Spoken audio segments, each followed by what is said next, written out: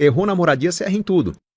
O que nós precisamos? Nos acostumar a viver um degrau abaixo, adotar um estilo de vida um pouquinho mais simples, não para empobrecer nossas escolhas. Vamos supor que eu possa pagar R$1.000 de aluguel. Cara, se eu posso pagar 1.000 de aluguel, o ideal é pagar 800. 800 eu vou morar num apartamento, numa casa talvez menor, mas morando numa casa menor eu ainda tenho a verba de 200 por mês para talvez a cada final de semana tenho R$50 para sair de casa e curtir um circuito cultural, fazer uma experiência, participar de um curso, fazer uma pequena viagem, que vão contribuir para o meu desenvolvimento profissional, cultural como ser humano. Se por outro, não, eu consigo pagar R$1.000, eu pago os R$1.000, não me resta nada a não ser ficar fechado em casa, vendo talvez o futebol, a Netflix, alguma coisa ali que, tô tendo algum lazer, mas não estou evoluindo como ser humano. Então, nos falta essa visão um pouco mais estratégica de diminuir o custo de vida para ter uma vida mais rica, para evoluir como ser humano, para criar mais contatos, aumentar minha renda, e daqui a pouco, com uma renda maior, eu estou pagando o aluguel de R$1.000. Não porque ele cabe no orçamento, porque eu podia pagar um de 1.250, mas eu subi um degrau, já que eu estou evoluindo na minha renda também. Qual você acha que é o primeiro corte de gastos que dá pra fazer? Que você acha que é o mais simples? Que é o mais simples ou o primeiro? Vamos no primeiro, então. Moradia.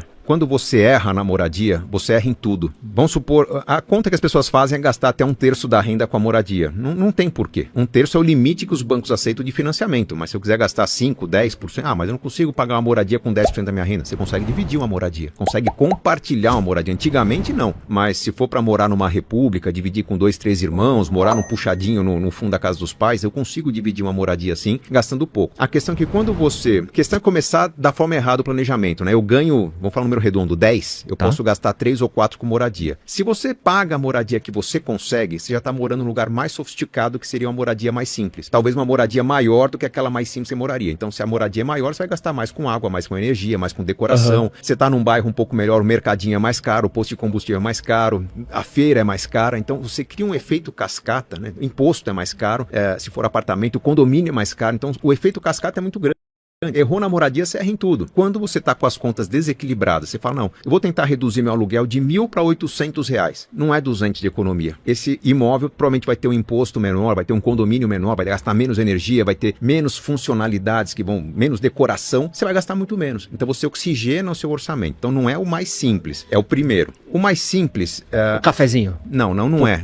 Eu não sei de onde saiu essa questão. No meu primeiro livro, Dinheiro Segredos de Quem Tem, eu convido as pessoas a avaliarem quanto que um cafezinho por dia custa no fim do mês. E dá uma porrada, porque você junta o cafezinho, a garrafa d'água. Na época as pessoas liam jornais, revistas. Então junta tudo isso, dava algumas centenas de reais. Eu não convidava as pessoas a cortarem um cafezinho. Mas o que eu falo no livro Dinheiro Segredos de Quem Tem é que se você não percebeu o valor do cafezinho, você que ganha R$3.000 por mês, você gasta 800 de aluguel, 300 com transporte, 300 com mercado. Você acha que está sobrando R$200 na sua conta e não tá. Então você vai assumir uma prestação, vai comprar uma roupa parcelada em R$200, você acha que tem espaço e não tem, porque o cafezinho leva esse espaço. Então dê atenção aos pequenos valores, porque se você os ignorar, você vai achar que tem um espaço no orçamento que não existe. Se você der atenção aos pequenos valores, você vai se policiar melhor nas demais compras. Mas eu, se fosse sugerir às pessoas que cortem um gasto, eu não cortaria o cafezinho, não cortaria a viagem fim de ano, não cortaria os presentes dados às crianças, eu cortaria o valor da moradia para dar aquela sensação de que, eu morava num lugar que era mais confortável, hoje eu já não consigo ficar em casa no fim de semana. Tudo bem, você tem a verba para sair, viajar, visitar os amigos, vai para um teatro, tira essa criançada de casa porque você tem a verba. Você está gastando menos com moradia. Tem que ser assim. O sacrifício tem que ser aqui, porque senão você está criando o efeito cascata que vai sufocar os outros gastos, principalmente em época de inflação que nós estamos vendo agora. Você falou cafezinho, imagina aquela pessoa que vai todo fim de semana, cada lugar do Brasil vai ser uma coisa, pro forró, pro funk, pro baile,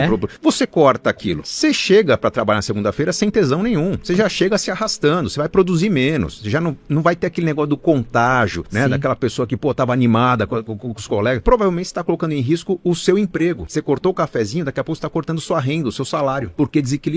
Então o cafezinho, ele não é, cada lugar do Brasil vai ser um preço, mas ele não é aqueles R$2,50. Não, é mais. Por R$2,50 você cria o fôlego para trabalhar mais 4 horas. Você cria motivação, você tem criatividade, sua cabeça funciona de um jeito diferente. Para você pode ser um cafezinho, para outro pode ser uma banana, para outro pode ser uma noite de sexo. Cada um tem o que é bom para si. Tirar esse elemento significa não economizar o dinheiro, mas destruir a capacidade criativa, a motivação, a boa noite de sono. E aí você cria um efeito cascata negativo em todo aspecto financeiro da sua vida.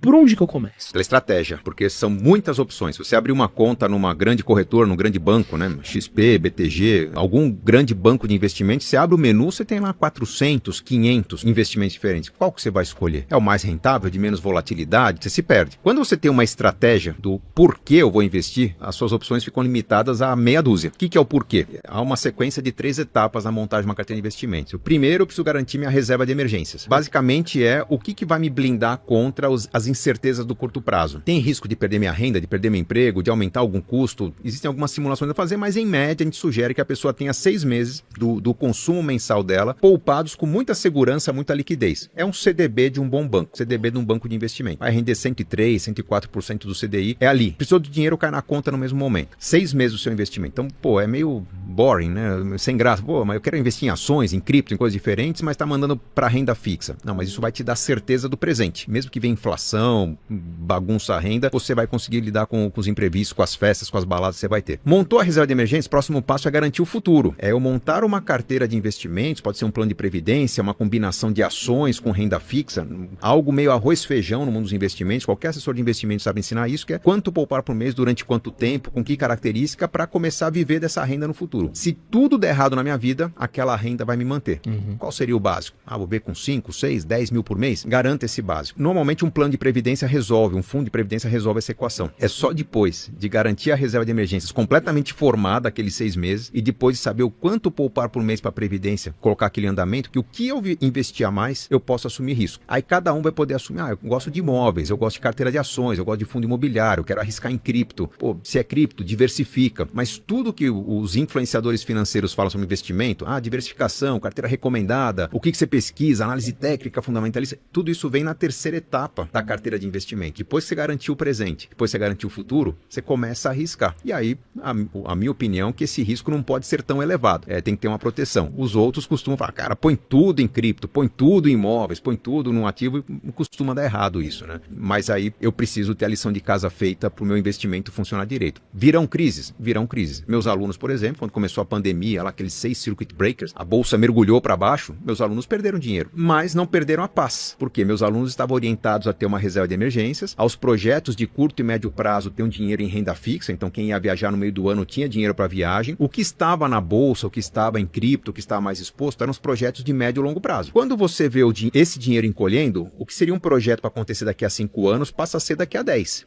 Mas a pessoa também tem o tempo e a calma para deixar aquela poeira baixar. Projetos de curto prazo foram cancelados, então tinha um dinheiro disponível, cara, vou equipar minha casa, vou fazer meu home office com mais tranquilidade, vou fazer uma mudança. E quando a bolsa caiu, eles tiveram tempo para reorganizar a carteira e surfar uma recuperação da bolsa. Então, o que era uma perda virou um grande ganho num segundo momento, porque não estavam dependendo daquilo, havia uma reserva para manter a família por 6, 7, 8 meses em alguns casos. Tendo essa estratégia, você tem tranquilidade. Tendo tranquilidade, você reorganiza a carteira sem sofrer. E aí, sem sofrer, você vai estar mais tranquilo, vai dormir melhor, vai ter escolhas mais conscientes, a coisa funciona de uma forma mais inteligente. Qual que é o melhor caminho para eu poder entrar nessa tendência do momento sem me dar mal? Pensa no seguinte, que hoje existem trilhões de reais no mundo, estão falando de shakes, estão falando de fundos de investimento, fundos de pensão norte-americanos, europeus, fundos de aposentadoria, bilhões, trilhões de dólares e euros, procurando oportunidades de investimento. E quando surgem boas oportunidades de investimento, elas poderiam ser abraçadas por um único fundo,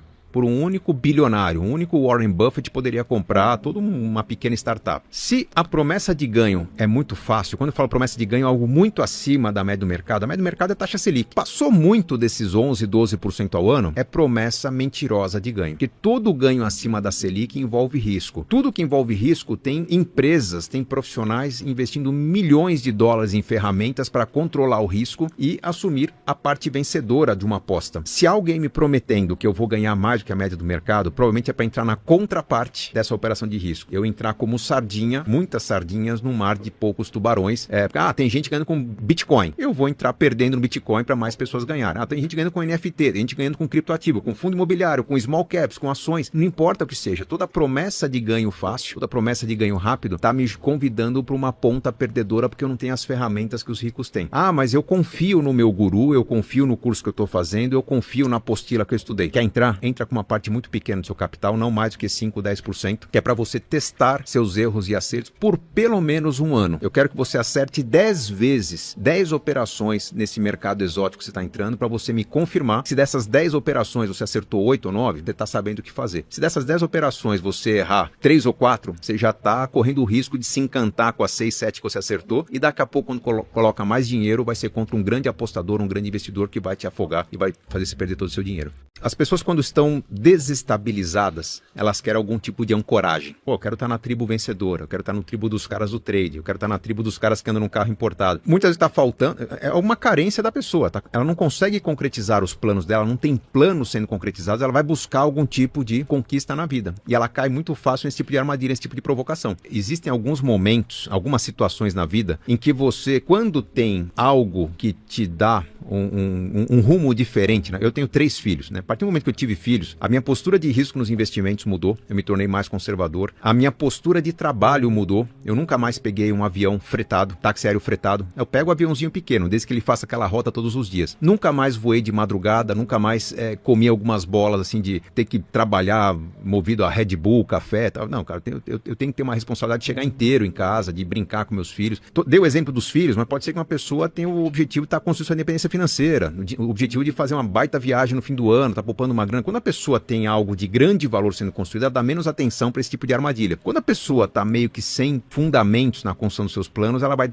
estar mais sensível a esse tipo de provocação. Eu cresci minha adolescência, quando eu era moleque, todos os meus amigos ou foram presos, ou morreram, ou se perderam no mundo com drogas, com violência, com bebida. Por que eu não conseguia? Pô, eu tinha uma âncora, eu era atleta. Ia pra balada, e aí, prova isso. Cara, desculpa, mas eu tenho treino amanhã de manhã e por ser atleta eu vou pular. Então, quando a gente tem uma âncora, essa âncora pode ser filhos, pode ser tô construindo minha casa, sou atleta, tenho um projeto financeiro muito bem construído, eu não vou sucumbir a esse tipo de sedução. Quando eu não tenho essa âncora, eu me perco e fico procurando alguma referência mais forte, vou atrás de quem faz mais barulho. Então, basicamente, o que falta para as pessoas é um planejamento um pouco mais consistente. Eu gasto muito quando eu vou ao shopping, cara, porque isso aqui é realização. Você não está realizando nenhum sonho na vida, talvez se você estivesse montando uma viagem sensacional, você saberia que você precisa de 500 paus por mês para essa viagem, você não ia gastar no shopping, você ia evitar ir ao shopping justamente porque a viagem está quase acontecendo. Então, falta muitas vezes ter uma âncora que me guie ou que me dê uma desculpa para evitar algum tipo de provocação de estímulos que ponha em risco todo o meu patrimônio. Mesmo quem tem filhos, às vezes fala, não, eu quero dar o melhor para meus filhos. Cara, tá faltando um plano para você saber o que é esse melhor. Aí você vai atrás de qualquer promessa milagrosa e vai perder muito dinheiro com isso. Não sou minimalista. Eu falo de minimalismo nos meus livros porque eu já fui minimalista. É um caminho para você oxigenar suas más escolhas, equilibrar o orçamento, deixar de gastar com bobagem e começar a gastar de uma forma mais inteligente, que o termo correto é essencialismo. Eu sou um essencialista. Eu gasto e gasto muito com aquilo que é importante para mim. Então, se as pessoas perguntarem, cara, quantos % do seu orçamento você gasta com lazer? Viagens, que é meu lazer. Se eu falar que é mais de 50%, vai ser um escândalo. Mas é assim desde que eu ganhava 3 mil por mês. Né? Por quê? Porque eu adotei um estilo de vida muito simples, minimalista lá atrás, que me levou a concentrar meus gastos naquilo que era importante para mim. Num dado momento da vida era com esporte, num outro momento com viagens, depois com cursos. Nunca me faltou o que era importante. Então eu diria que o caminho para ser mais essencialista talvez seja você passar por uma fase minimalista, tira tudo que você não precisa da sua vida, tem o mínimo necessário, mas mínimo mesmo. Acho que a minha mudança para o Canadá ajudou muito, que durante 3 meses o único móvel da minha casa, além da mesa de jantar que a gente comia na mesa,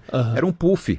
A gente sentava para ver televisão no puff, depois tinha que negociar quem vai ler, vai telefonar para alguém, vai ficar de pé alguém na sacada. A gente tinha um puff na sala, uma televisão e uma mesa de jantar, porque simplesmente não fazia sentido mobiliar a casa naquele momento que eu estava investindo num negócio. Né? Então uma vida ultra minimalista, mas depois, com o patrimônio crescendo, nós fomos concentrando o nosso estilo de vida em gastar naquilo que era importante para nós.